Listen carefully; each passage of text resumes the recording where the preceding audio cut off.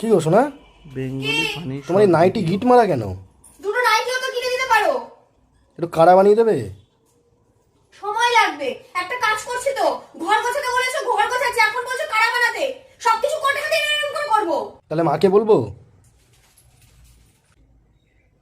আমি দিচ্ছি, একটু ধৈর্য ধরো, দাঁড়াও। ধৈর্য কোথায় আছে যে ধরবো? টুকটাক বুঝে বসে থাকো। ধৈর্যতে মুখ খুলিও না, আমার মুখটা খুলিও না শোনা। না খুললে কথা বলছো? শোনা, ইনি কি সবসময় হাসতেন? উনি যত হাসবে তত আসবে। তা হাসাও। বলেছিলাম তো একটা বিয়ে করে নিয়ে আসো, সেটাও তো শুনছো না। আমি একা কাজ করতে পারছি না, আর একটা মেয়ে আসলে তো 50-50 করে করা যায়। সব 50-50 তো করতে দেবে না। এই দাঁড়া, কি গো শোনা, কি?